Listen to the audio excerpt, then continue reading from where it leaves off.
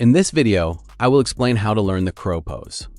First, you need to develop the right shoulder strength and stability using preparatory exercises.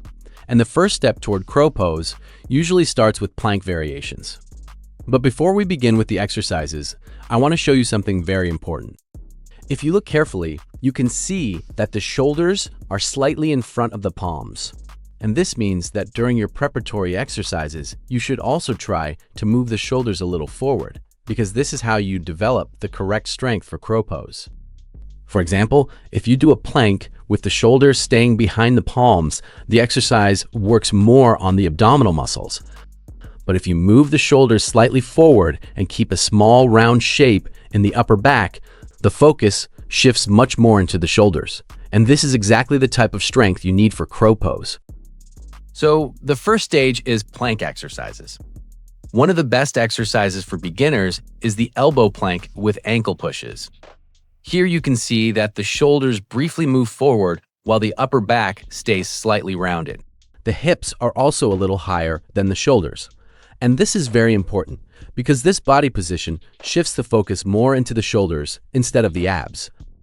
And if you compare this position to crow pose, you can notice that the hips are also higher than the shoulders there. Another great exercise is plank shoulder taps. In this exercise, the shoulders are not always in front of the palms, but the shoulder muscles still work hard because you push from the ankles.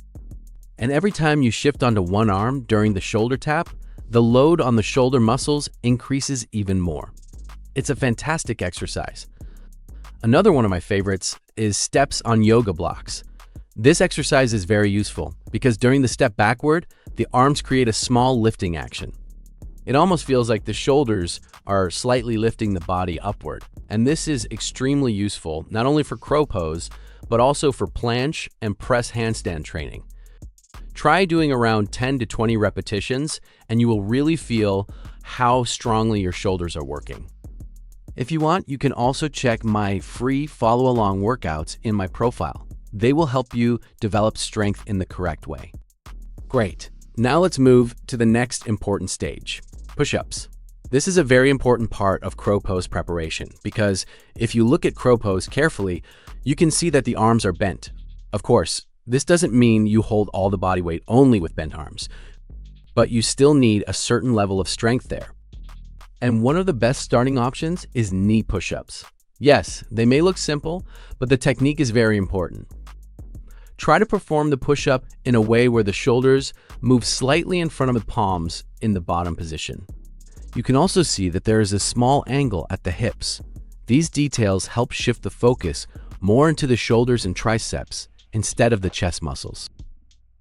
As you become stronger, you can move to regular plank push-ups. This is a more difficult variation and a great next step for building more strength.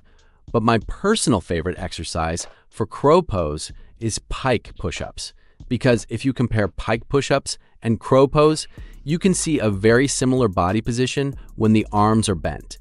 And this makes pike push-ups a very direct preparatory exercise for crow pose. All right, now you understand the preparatory exercises that can really help you learn crow pose. So I want to talk about the position itself, because there are several important details here that make crow pose much easier to understand. And honestly, this position is not as difficult as many people think, because a large part of the body weight is supported by the knees resting on the arms. So the position is not only about arm strength, it's also about placing the knees correctly. Of course, you still need stability and shoulder strength, but the knee position plays a huge role. Look carefully. You need to bend the knee deeply. And if you are a beginner, it is actually better to bend the knee even more. I really want to emphasize this strong knee bend because it is extremely important. Next, place the knee slightly above the elbow, but a little below the triceps area, right in this zone of the arm. And once you place the knee there, start shifting weight onto the arm. You should feel almost like you are stepping onto the arm with the knee, like onto a small platform. The knee stays deeply bent, and the arm muscles stay active. This is how you arrive in the crow pose position.